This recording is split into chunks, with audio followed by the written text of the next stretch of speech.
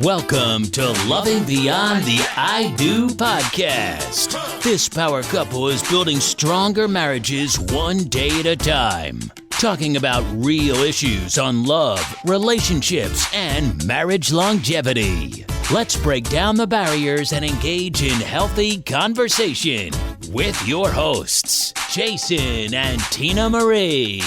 Take a seat and buckle up because things are about to get real. Hey, welcome to the show. Welcome back, everyone. Welcome to another episode of Loving Beyond the I Do. With your hosts, Jason and Tina Marie. All right, that's me. So who do we have with us this week, Jason? We have the international speaker and dating coach, Carisa Montooth. Welcome to the show, Carisa. Welcome, Carisa. How are you? I am well, and I'm so excited and happy to be here with you two. We are so excited to have you. Yeah, so tell us. Go ahead. Yep, Okay, thank you very much. All right. So I get my questions in early, you know what I'm saying? Because then the conversation kind of, just weeds me out. So I'm not gonna do that this time. Okay. All right. So tell us a little bit about yourself, Carisa. Well, I am, like you said, I'm an international speaker and love coach. I'm also a 6th generation energy healer. I've been married for almost 20 years. I have a 10-year-old daughter, and we live on the West Coast in Southern California, and we're loving the weather. Okay, so when you normally say you're an energy healer, is that what you said? I normally say I'm a love coach and energy healer. Okay, so what do people normally say when you say that? What is? Because Well, I'm when sure I their say first. I'm a love coach, first they go, "What is a love coach?" So they ask you about both of them. That's the first part. What is that? And then I say, I help single women attract marriage-minded men and date them without self-sabotage. Okay. And then they say, oh, is there a version of that for men? And I say, yes, there is. And then, and then when we talk about the energy healer part, they're asking, what's that about? And I explain that I'm a 6th generation healer. So it's part of my legacy on my mom's side. And it's really helpful for me because it helps me to be able to help women clear out blocks to love that may be in their energy or things that may be kind of passed down to them so that they can actually have these great relationships, not just attract the love, but sustain it. Because as we know, it's not just about the wedding, right? It's about the marriage. So Absolutely. attracting love is it's the part everybody is focused on, but then maintaining the relationship, having a healthy, happy, sustainable relationship is really the goal. Longevity. Yes. That's for sure. Right. So when you say that and women say, oh, okay, it's a double part. So when you're actually doing the love coaching, you're helping them in the process of doing the healing as well, the energy healing. Yes. Because how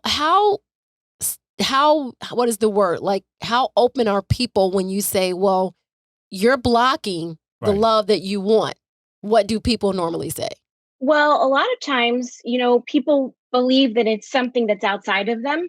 So they'll think, I'm just not going to I'm not going to the places where these men are. Where are these men? when literally we're everywhere, right? But they're everywhere. Or they think that it's a thing of like, it's where I live. They're whether people are in LA, they think, oh, everyone here is very superficial, so that's why it's so hard to create a relationship. Or in New York, they say people are not compassionate about each other. People don't care about each other here. They're very cold here, and that's why I can't find someone. Or they say there are too many people here for me to be able to meet someone. And if they're in a smaller area, they say there are not enough people here for me to be able to meet someone. What do they say about Chicago? It's too cold here. No one comes out. Right. Right. Okay, So that's interesting. Yeah, people always think it's like that it's a circumstance outside of themselves. Right. That is the thing that's limiting them. But usually, if someone gets to a point where they're talking to me, it's because they realize that they're kind of the common denominator in all these situations. And they're willing to start to look at that and figure out, what's going on there.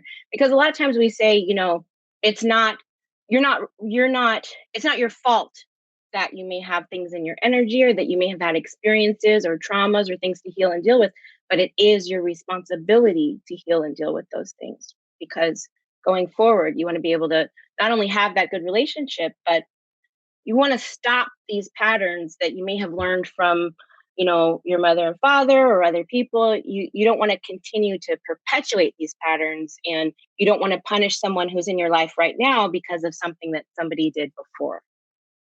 How do you tell somebody your energy is off? How do you get down to it? I know you got to be straight. She's like, she doesn't. That's not her job to say. I am not confrontational with people. I try to convince people they need me. I work with the people who feel like they are already ready to do that, to make that. Oh, okay. So, so by the time they come to you, they already know their energy is off and they need to talk. Okay, all right. By the time they come to me, they've seen something, like they've seen one of my YouTube videos or they've read my ebook or something like that, and they're like, "Oh, I understand what you do, and I think I need that."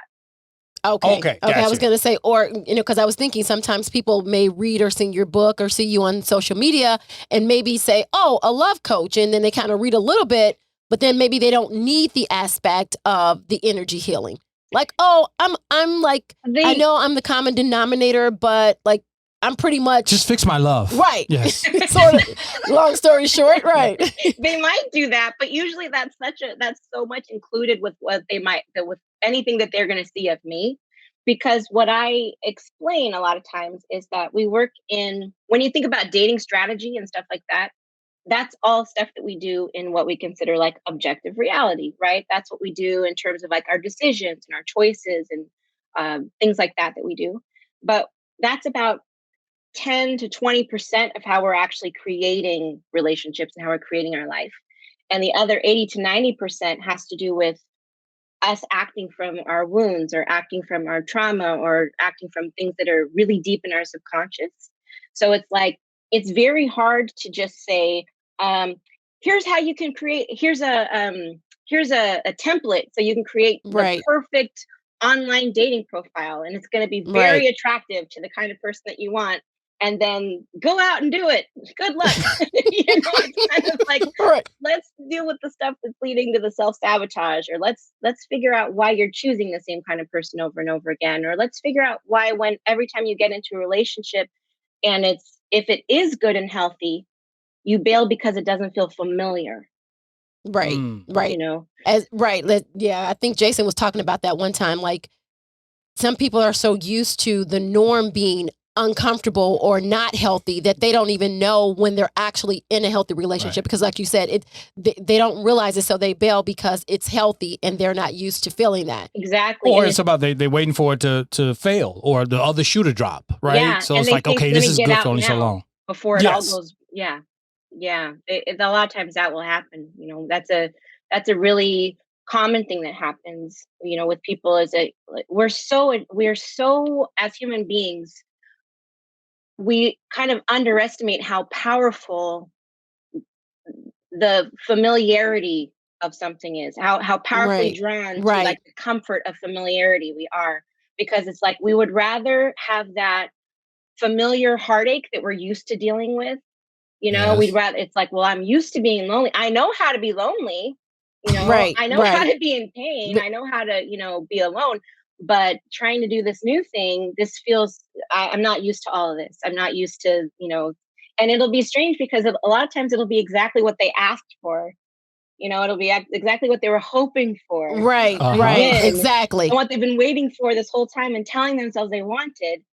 And that's where the kind of deeper healing comes in, is because it's like, if it doesn't feel familiar to you, you're going to self-sabotage things. And you could be 1, 2, 3 years into a marriage and be like, oh my God, it's everything that I ever wanted.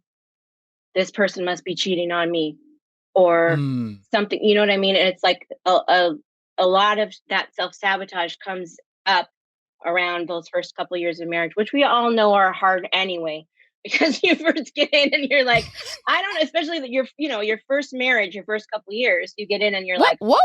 Wait, your first marriage? It should only be one, right? Let's just hope. Let's hope. I know there's something. Let's just hope that they choose right the first time. I'm saying if you've been married before, then you already get that the first few years of a marriage are hard. But if you've been married, this is the first time.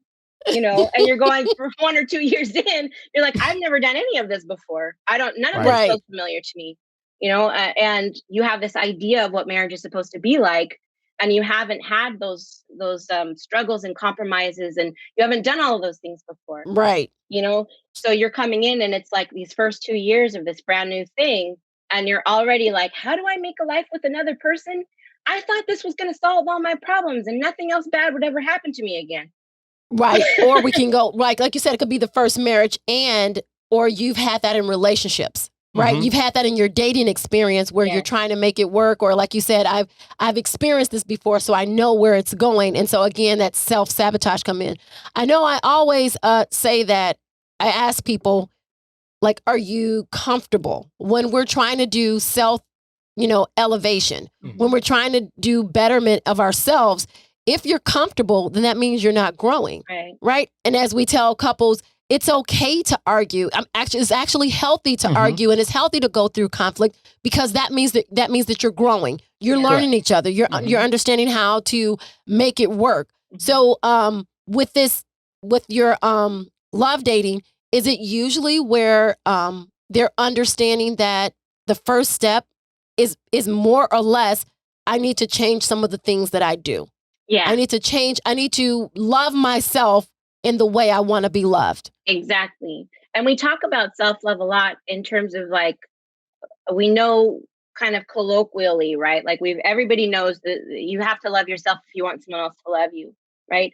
But there's actually most people know. People know, but they don't know what it means, right? They don't know that it doesn't just mean like massages and stuff like that, like or just saying that I love myself, right? I love myself, right? It's also how you create healthy boundaries for yourself, and it's also whether or not you practice self-discipline, and it's also whether or not your choices match up with what you say your intention is in your love life, and those kinds of things. But there's also like kind of connected to the energy thing, there's an energetic principle that's behind that, because whether you believe in a higher power, or whether you believe that the universe is just like a system of laws or something like that, it's like as soon as you send this energy out where you say, I love myself, you're saying, I am willing to accept and receive love. And when we say, I don't have time to love myself, we're saying, don't send me anything else. I don't match that I'm not on that vibration, or I'm not on that frequency. We're just like, don't send me any, because I don't think I'm even worthy of my own love. So you don't need to send me anything else. So all of it is kind of tied together, because it's like, if I'm asking somebody questions about their love life, and we're trying to figure out, is it who you're choosing? Is it, we're trying to pinpoint the thing. We can get them to make new decisions, or to see that they need to make new decisions. But that pull toward like, this feels, I'm used to doing this, though. I like the bad boys, or I like the emotional roller coaster, or I like whatever. It's like, if we don't do the deeper work, and bring the self-love in as part of that, they're going to keep choosing those bad boys, because that's familiar and they're used to that. It feels good. And they're not realizing that like when we're doing that, it's like the poison feels like the antidote,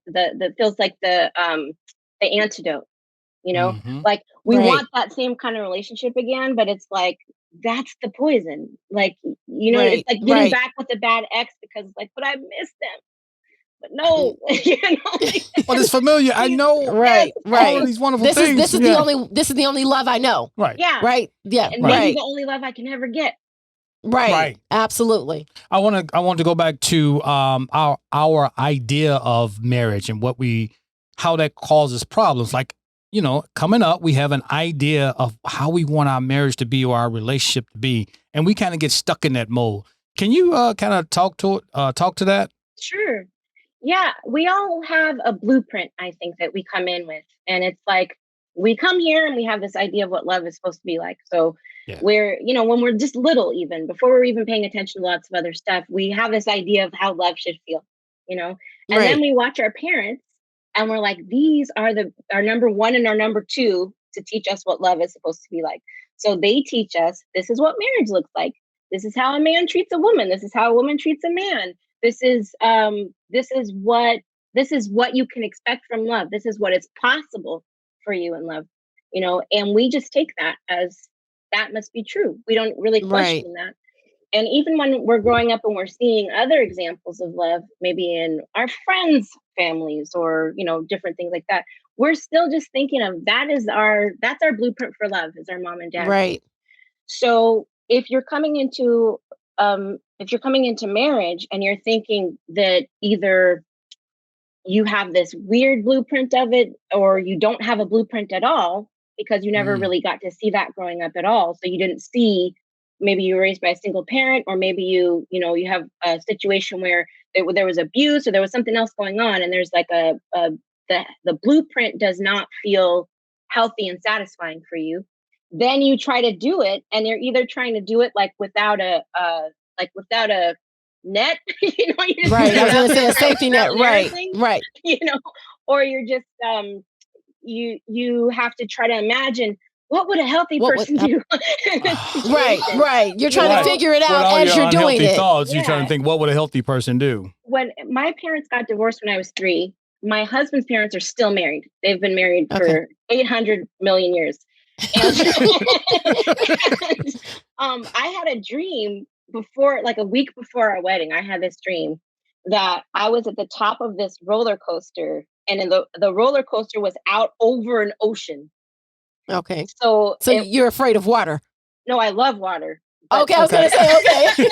So the roller coaster was up above water. It was above the water, and the sun was shining on the water, and the sun was shining beautifully on the water. But I'm at the top of this roller coaster, and it didn't have any guide rails on the sides, and it didn't have a track going down the middle. Yeah, right. Yeah. And I'm on a skateboard, like 5 stories tall, and I can see that it's going to loop and it's going to do all these crazy things. And I don't know what's going to happen. And my husband is on the skateboard with me, with his arms around me. And I'm saying, I'm looking at it going, I don't know how I'm going to do this. I don't know how we're going to do this. And he's going, oh, it's going to be fine. It's going to be totally fine. Don't worry about it. It's going to be fine. And we go through and we do it all and it's fine. So I wake up and I'm like, I had this dream. Blah, blah, blah. And my husband's like, oh yeah, that sounds like a marriage dream. And I was like, the psychology major, I'm like, oh my God, you're right. Yeah, that's what it sounded like to me. Right, exactly. I'm sure anybody listening goes, oh right, that's obviously a dream about marriage, right? But it's like, it's interesting how like we come in with these ideas about how it's going to be or how hard it's going to be or whether we can do it or not. Right. Those kinds exactly. of things. Yeah. And so I understand what that's like firsthand. We almost have to kind of, if it doesn't go the way that we want, we have to change that, right? We have to kind of say, okay, this is the idea that I have, but this is my reality right now. I need to adapt towards my reality and make it into the relationship that I want. I think so often that people don't know. Right, I know. You don't know what you don't know. And when you don't know that, you're not doing, as you said, you're not in alignment with what you want and what you're doing. Mm-hmm. They're not in alignment. We don't know. And that's where I think the self-sabotage comes in, or marriages fail, relationships fail. And then we don't look for why did it fail? Right. We're looking, as you said, we're looking outside of ourselves. We're looking outside of the relationship and we're blaming everything other than what, as you said, the common denominator was in all of our relationships. Even the relationship that we have with ourselves. Mm. And I know you were saying that it takes the healing process, right? So when people start on this love journey and this healing journey, sometimes the wounds, the childhood wounds and the hurts and the things that we have suppressed for so long is really hard to face or overcome. Mm-hmm. What are some of the challenges, and how do, male or female, how do they get over or even recognize those barriers that may require more help outside of themselves? Well, I think some of them are really common, like abandonment. Abandonment is a very common one. And we can look at our situation growing up and say, oh, it didn't matter that my father wasn't there or whatever. But we can also go, maybe it does. Right. Maybe it does matter. So that's one of the ways we can kind of be aware is go, okay, let me look at how I grew up, and maybe that does matter more than I thought it did, Right. And another thing that we can do is kind of look at what our spouse also is bringing to the situation and think about what family they came from and what was going on with them. Or if we're not married yet and we're dating, right? look at who we like, what was your longest relationship and what kind of family did they come from? And we can kind of think like, do I keep choosing people with the same kind of wound as me? Because really Okay. often that's one of the things that we do is like, if we feel like we've been abandoned, we keep choosing people who are abandoners. You know, if Right. we keep feeling like we have, like with attachment theory, like the idea that the way that we are attached to our parents determines in part the way we interact in relationships and how much reassurance we Absolutely. need, right? Right. So it's like if we are people who are not never securely attached, right? Always have an anxious attachment kind of a thing, always need extra reassurance. Why do we keep choosing people who are avoidant attachment? So they're always, whenever things get to be where they feel like you're too clingy all the time, all the Right. time, all the time. Why do we choose those people? Because they're in Right. our life for a reason. So a lot of times if we're thinking like, what do I do in this situation where I'm feeling like, um, I'm struggling because there's a problem here. You know, a lot of times we can look at things like that, like, well, how did we grow up, and would those be red flags if I saw them in someone else's life? Would I ask Absolutely. that Right. question if I saw it in someone else's life? Right. Right. And if So they, easy to look over the fence, right? Yep. yeah, and then go, well, maybe that's me. It's really funny because when people talk about, they always talk about like narcissists and stuff like that. And it's like, it's kind of something that's thrown around a lot, the term narcissist. Um, but it's like sometimes we all do narcissistic behavior. Sometimes we all choose a narcissistic behavior. We're Mhm. not always the hero in everyone else's story. You know what I mean? So it's like Right. we have to look at ourselves. We have to look at our wounds. We have to look at our choices and say, like, what am I doing that contributes to the situation? And Right. there was something that you were saying before, Tina Marie, where you said, how do we, like, what if we don't know that Right. there's a problem, right? Like, what do we don't know what the problem is? We know that there's a problem, but what if we don't know what the problem is? That's an issue. But sometimes the issue too is that we don't know it can be another way. Like we haven't even considered the fact that this marriage could function in a different way. We think this is what it is. And so then we think, well, then my choices are to take it or leave it, not to change Right. it because it can't be anything else. Absolutely. Right. Absolutely. Right. Well I said. agree. Right. I Yeah. agree with that. And I know in one of our episodes, we talked about not settling. Right. And so to clear that up, I had some comments about that. And it's not, we don't have to settle in a relationship, which means that we don't have to say, this is it. This is Mhm. as good as it gets, Right. right? Or we don't have to say, well, it's not what I want, so I'm leaving. Right. So when we talk about settling, like you said, let's look at option B. Mhm. It's not what I want. I mean, option C. Mhm. It's not what I want. I don't want to bail, but what can I change about me, right? Right. What can I change in this situation to get the relationship or the outcome that I truly, truly want? So just putting that out there, like you said, some people don't know and they don't even think Yeah. of, well, like, okay, well, I'm tired of settling, right? The first thing they think is, okay, I'm not happy, so it must mean I'm settling, Right. which is not always the case. No. It just means that maybe you have some healing to do.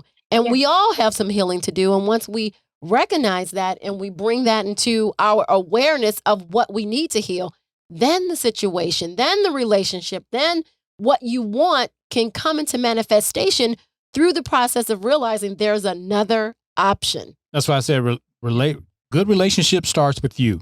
Yeah. You have to become the best version of yourself. If you do that, your relationship will flourish. Or at least a constant progression of yourself. Right. It's Yes. not the other person. Yes. Right. It's not the other person. Yeah, if you're willing to take responsibility, I was listening to, and I wish I could remember who the therapist was that said this the other day, but I was listening to a therapist the other day who said our ability to grow as human beings is directly proportionate to how much truth about ourselves we are able to accept. Absolutely. Yeah. Right. And it's like when that is so true, especially in marriage and in relationships, because it's like we can't be in a relationship always trying to make everything the other person's fault. I'm unhappy, so it's your fault. I'm unhappy, so you have to change. Right. It can't always be that, right? Or I'm unhappy, so I'm leaving. I'm So unhappy, I'm unhappy. so I'm bailing. Right. Exactly. I'm exactly. unhappy, so I'm out of here. Mm-hmm. It's like it needs to be. It really needs to be focused on like, what am I bringing to this situation? And sometimes it's what are my triggers that I am bringing to the situation that I'm not like taking responsibility for. Like there are some ways where we're triggered, but the other person's not doing anything. They're not doing Mm. anything malicious, but Right. Mm-hmm. because of some behavior they have, it's triggering for us. And our Right. response to that is as though they're trying to hurt us.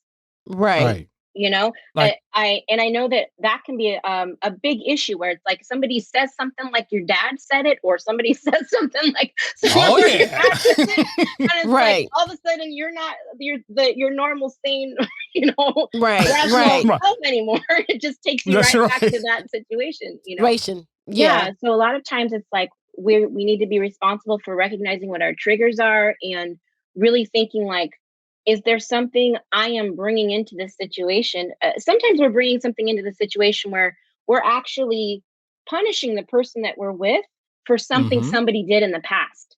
Right. Absolutely. Yes. So it's like Or even something that we did in the past, Past. right? Right. And sure, it yeah. yeah, Yeah. but it could be like this person cheated on me before, so I will Yep. never trust you.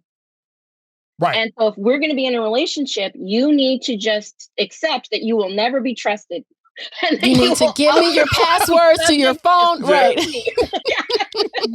Because I know one day you're going to cheat. Right. So I'm just Exactly. getting ahead of the game. Right. So and I said I don't want to take over the conversation. So No, you have some I know. questions. That's why I got all my stuff being up front. I So- know how this goes. No. I'm gonna let you go ahead and get some questions in. Go ahead and talk. No, you're Oh, you fine. don't? Okay, all right, good. So I just want to talk about women, right? So I know a relationship. Listen, guys, this is where you really perk up and you listen.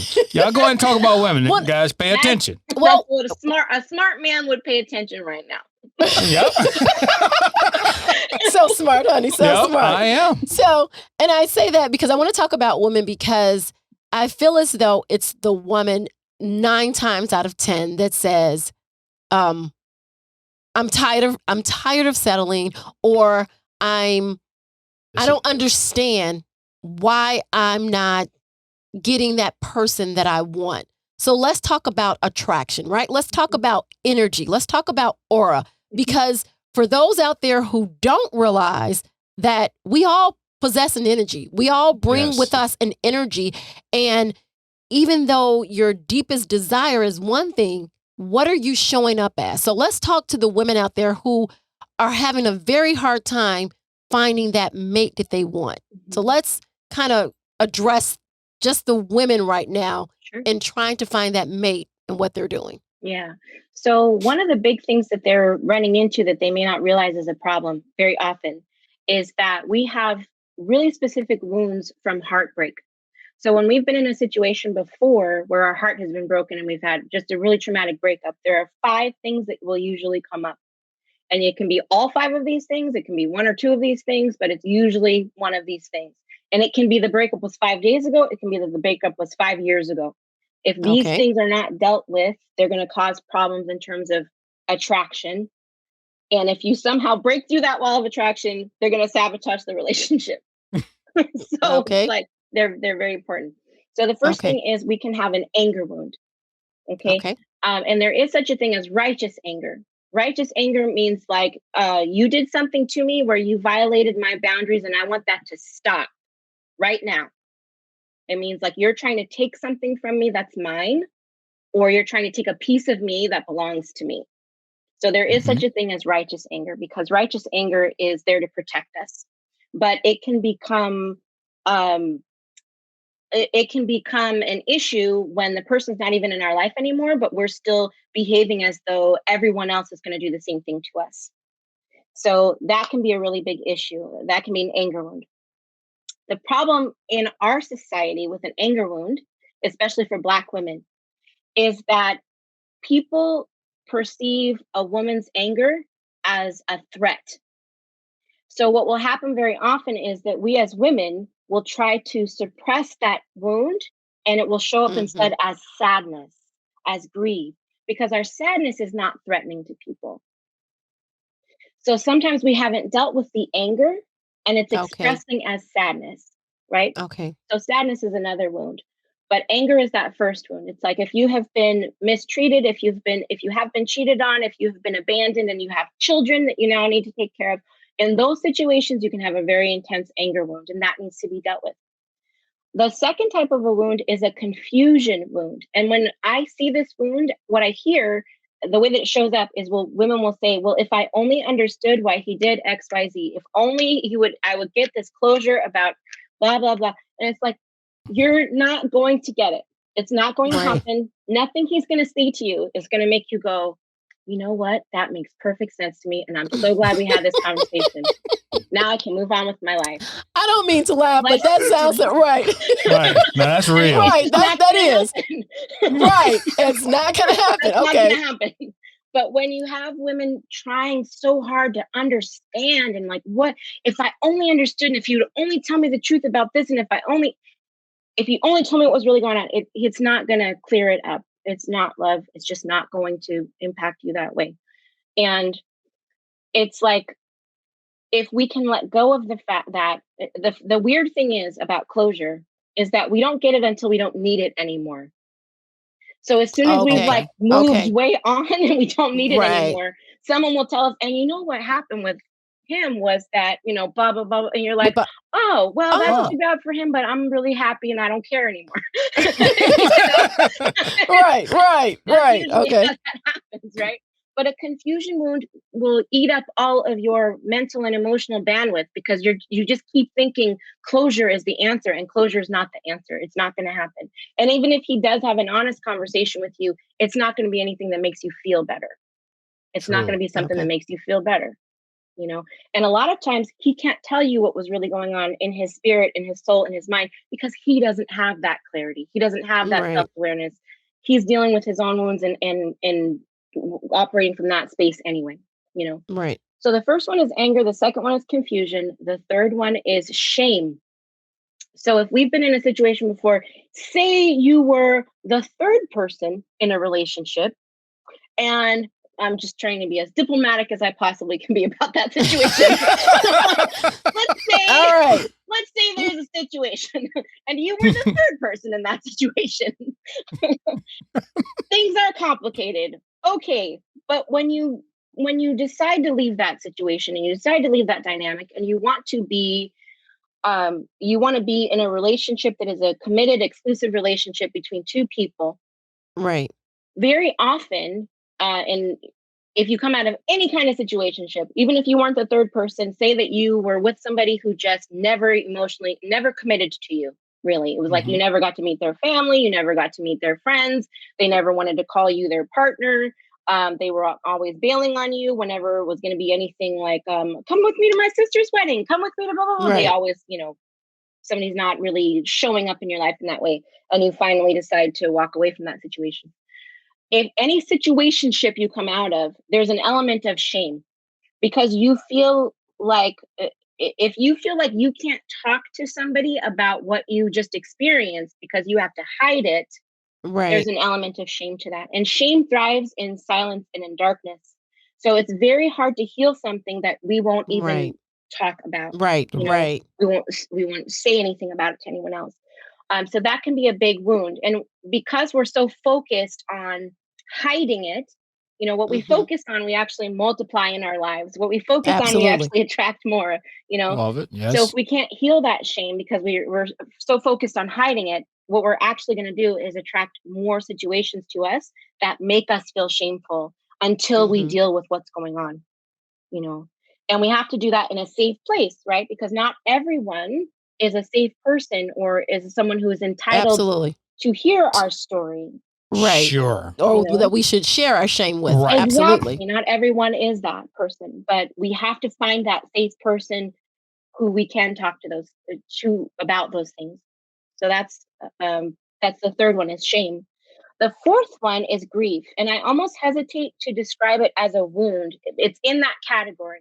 But the thing with wounds is we think of wounds as something that can be healed.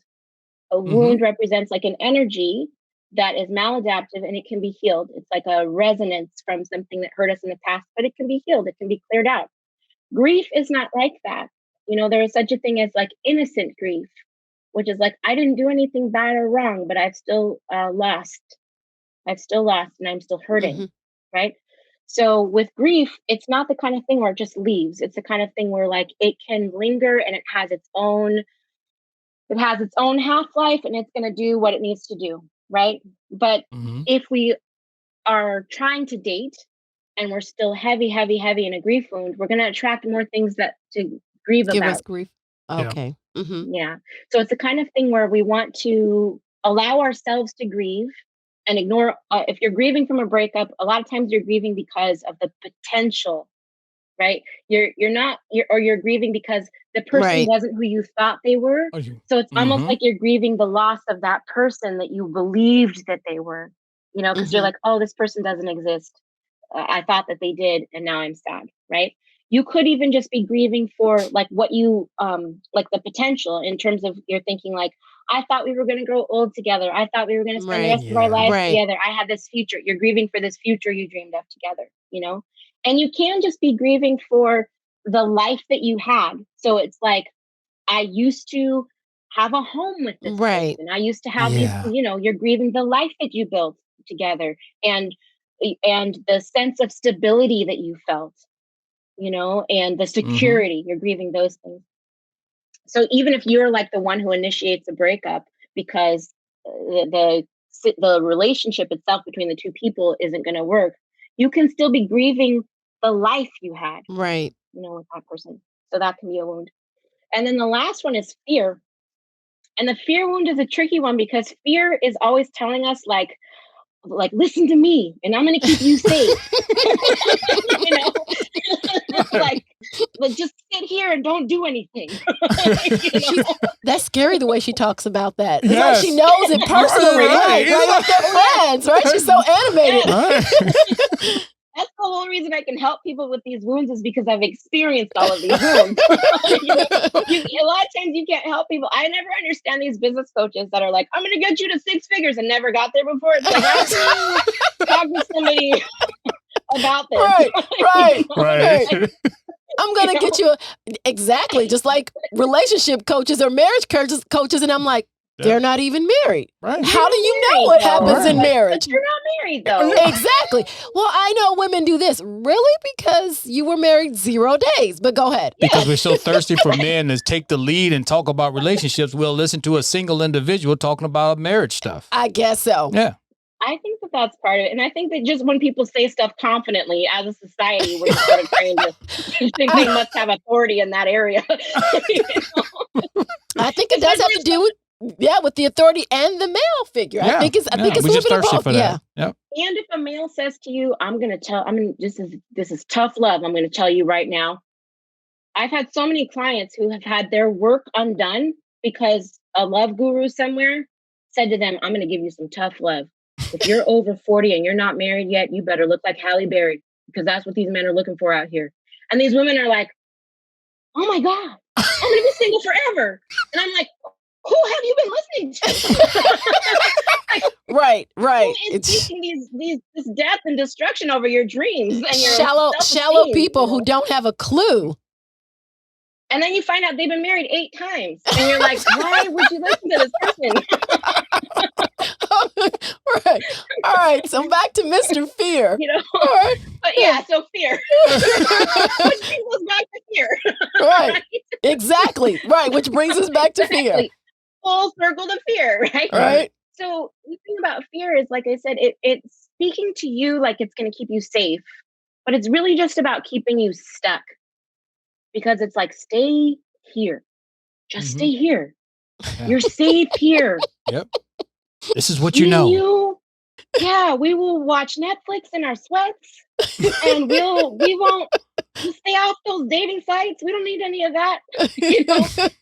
Don't go to a coffee date with that guy. He probably just is trying to use you. He's probably just about sex. And you know what? You don't need to pay any attention to your appearance in any way because then they'll notice us. They will notice us and they'll know we're here. So no, and don't try for like a bigger life in any area because we know this place is safe, Right. you know? So the fear wound in dating looks like a lot of times, this is the weird thing about it. Sometimes when women have a fear wound, they will date obsessively.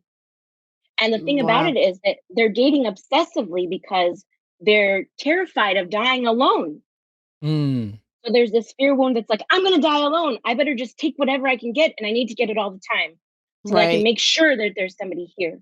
And then the other times it's the opposite where it's like, I'm not going to date anybody ever. And Seen I don't both want of them. anybody to look at me. And I Absolutely. don't want to, yeah, it's like, Yeah. it can go either way. Or it'll be like, I date the wrong people on purpose because I expect them to leave. So then Mm. it's fine.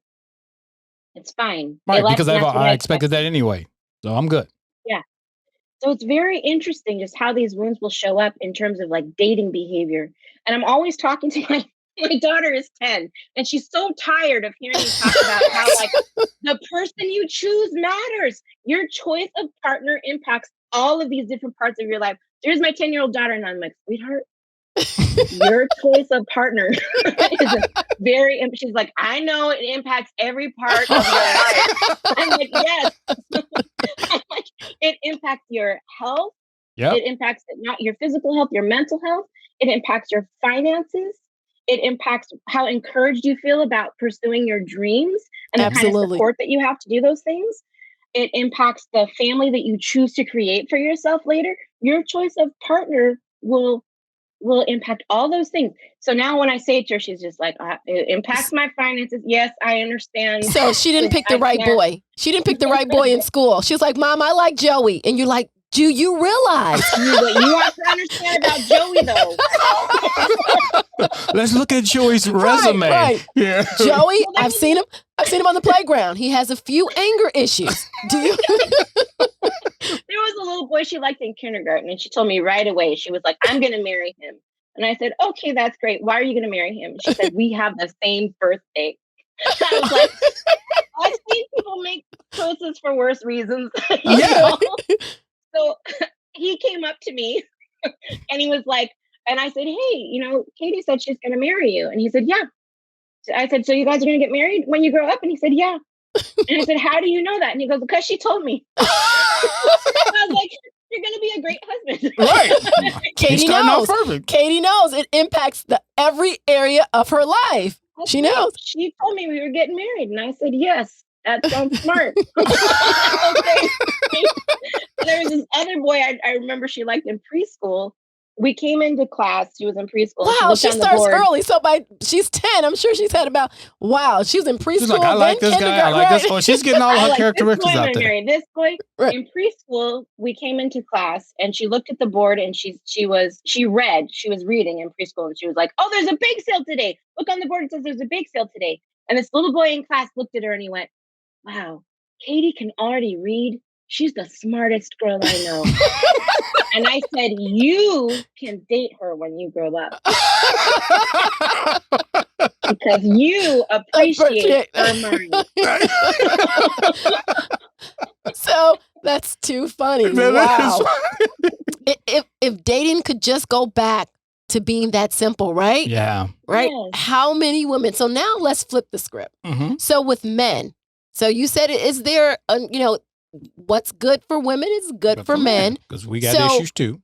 Even in the same 5 categories, do you feel as though men are saying there's no good women? I can't find the right woman. Why are women running from me? Why is it that I'm looking for just companionship to find the right one, but every single time I feel like it's right, it's wrong. The woman, they either leave me or they abandon me or they don't want a serious relationship. What is it in those areas that the male needs to look at within himself? Yeah. Well, a lot of times, those wounds are pretty universal, so we can experience them across sexes.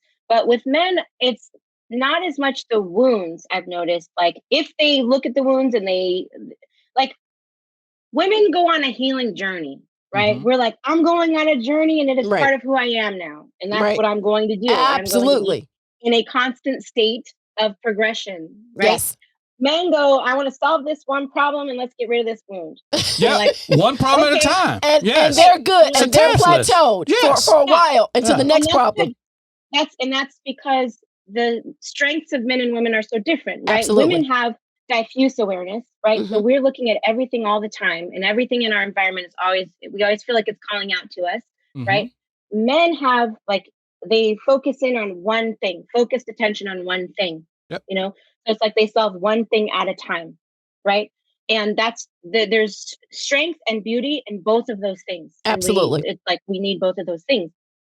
What I've noticed with men is like, if they see that there's a wound, they zero in on the wound. They're like, let's clear out this wound. Great. They clear out the wound. The problem that I've noticed more often with men is not about the wounds. It's that they choose women without realizing, like, men have this like development, right, in their lives where it's like they start out and they're thinking about, they're teenagers and they're thinking about like all the stuff they want to do, and they're thinking about adventures and stuff like that. And it's kind of like, Alison Armstrong talks about it like thinking about being a knight, Mhm. like in the Mhm. old and right. And she's like, and then you're a knight. When you're a knight, it's about adventure and it's about like doing all of these things Right. and making big accomplishments, right? But then you're a prince. And when you're a prince, that's about like, how are you when you're a prince, you're aware that you're not a king yet. You don't Right. have an empire yet. You're going to try to work on building that. Okay. Right. Then you're a king next. When you're a king, it's like, I know who I am. And my job is to be a responsible person here. And then I have to think about legacy and those kinds of things. Right. So there's like stages of development for men. And often what I find is like women and men, women don't understand that men are going through stages of development, and men don't really know that women don't get that. So they'll be like, I'm in this state, I'm building my business. Like, I'm doing this for us. And she's like, but I don't ever see you. Right. But it's like, but this is the stage of my life Right. where like to him, it's very natural. And it's like, obviously I'm doing this for us. Mhm. Like, obviously I'm working these very long days to create something for us. Mhm. This is what I'm doing for obvious, like, hear me. This is what I'm doing. Like, I'm doing this for us, And she'll be like, you are not ever here. And what happens is like we have unrealistic expectations of each other at that time. So what he actually needs during that time is like somebody to manage a household and not have a lot of expectations for his time, and be very clear about the expectations that she does have and remind him about those things. But a lot of times it's like, that's not where we are as a woman. We're wanting more companionship than that. We're wanting but instead of going with a person who's more established in his life and he can do those things and that's where he is, Right. he's not building, it's built, Mhm. right? We get with someone who's building, but then we treat them like they should already be established. And why don't you have all this time for me? And he's looking at her like, why don't you understand that I'm doing this thing? So that's like being out of sync with each other in this really weird way. And it's really kind of sad because they're not usually bad people. They're not Right. people that there's genuine love and affection between them, but they don't realize that they're not in the same place in life. And they don't understand how to talk to each other about those things. And then when men are dating, it's like dating is a competitive thing. And people are not always honest about who they are or what they're trying to For do. sure, especially in the beginning. Yes. Yeah. So people often will misrepresent themselves, and then you're in a situation where you're not even in this relationship with the person that you thought you were in. Yep. And being radically honest with each other about what we want up front saves so much heartache in the long run, because it's like that person can look at you and be like, oh, you're not for me. And you can be like, you're not for me either. Thank you for not wasting my time. That would be in the real world. Yeah. I think sometimes too honest scares people. It does. Right? Like Because if you they're come to not me and used to- you up front, no, okay, you got your stuff together. I'm not quite there Right, yet. So because we're not used to being Right, honest, right, even no. though we talk We're about not it. used to it. Yeah. We're not used to it. And when we do, it's like, it's this weird thing, like you're saying, it scares people away. But then on the flip side, what happens is like, when we first start dating, I shouldn't say on the flip side, but on the other side of dating, when we first start dating, we also try to make it like we're trying to be the nicest, Yep. sweetest, kindest, coolest version of ourselves. Yeah. So we're really Come not on, that- keep talking. so we're yeah. really not that nice and no, sweet. No, and then you get in, you be like, "Who? You, baby, you changed." But we both do that. We're like, we are this other version of ourselves. Right. Instead of just being our stressed out self or our messy self or our whatever self. Oh, so that they Lord, can we never get married if we know were us. that. Right. We got to put on the front. Oh, we We're definitely. never- we put on the front. The stressed out We're doing people. stuff we don't normally do. We're cooking and doing all this and cleaning. You know your house Taking messy each when you're other to the single. airport and stuff like that. You know. Picking right. Right. Picking them up from work, and then once they get married, they're like, "Are you gonna pick me up?" No, No, I'll pick you up at the train. I mean, like, you got a car, drive it right to the train. Right. So we're this other version of ourselves, and then it just makes Yeah. so when people say it's complicated, do you think dating now it's a little bit more complicated than it was before? No, I mean, I think that that meeting is easier than it ever was Okay. because online dating should just be called online meeting.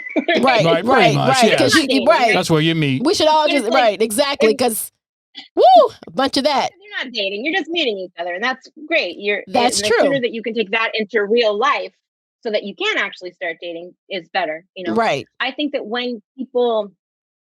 I think that online dating complicates things because, there's more of an opportunity for people to put up a facade. Mhm. But I also think that it complicates things because people confuse it for dating or they think they're in a relationship. I don't know how Okay. many people that I've worked with who have been like, told me someone was their boyfriend and find out they've never been in the same room with this person before. Exactly. Like ever. Exactly. And I'll be like, how is this person your boyfriend when you've not been in the room? Like, wait, he's in another country? Like, rewind.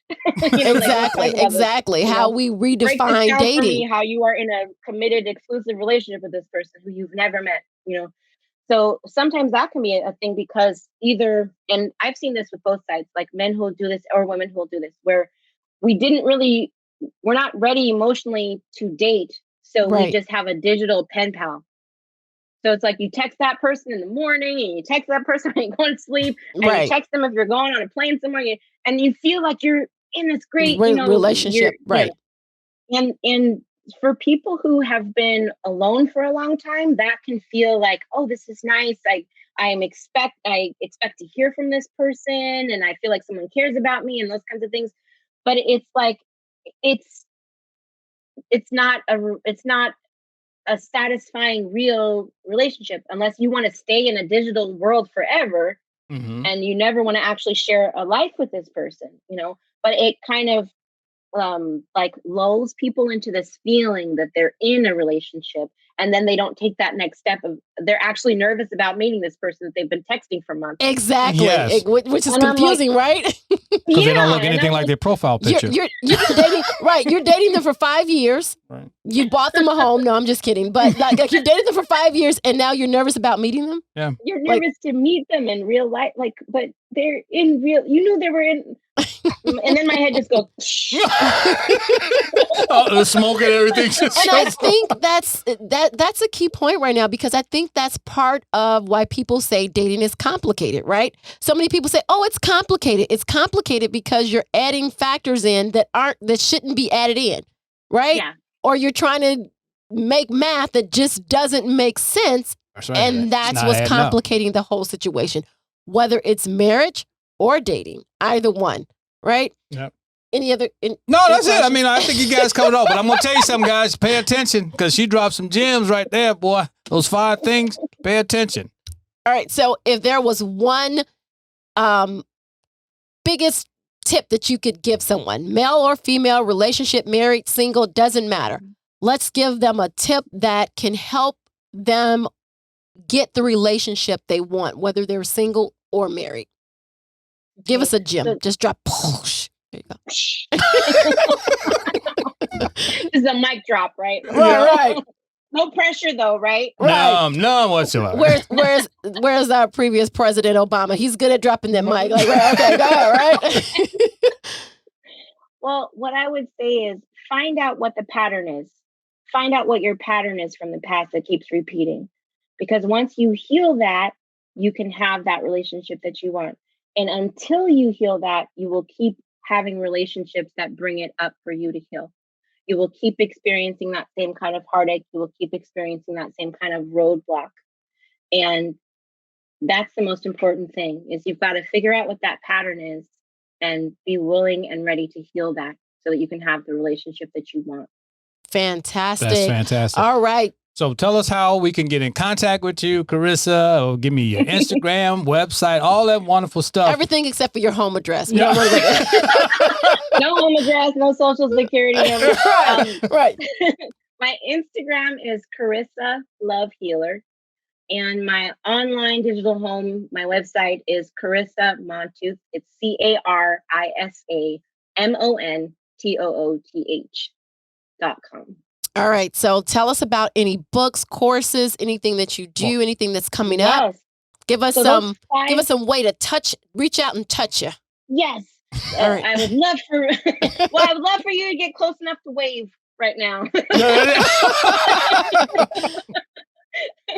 But those 5 wounds that we talked about, I actually have an audio healing program for that. That's called the Overnight Heartache Cure.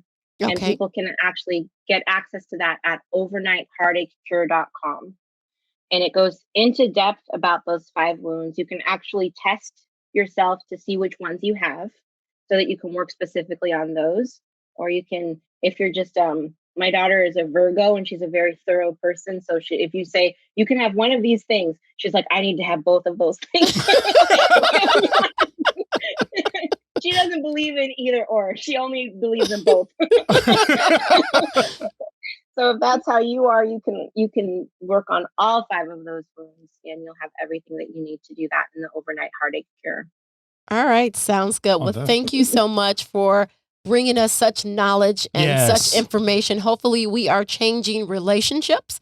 Well, not hopefully, I know that we are, because knowledge is power, and knowledge can only go as far as how we apply it in our lives. Right. So let's get out there and take this knowledge and apply it to what we're doing every day to change our relationships, to change ourselves, to change situations, and to change the image of marriage, because we are striving to have thriving relationships, right? For sure. We want the best possible relationship that we can have because we're in it.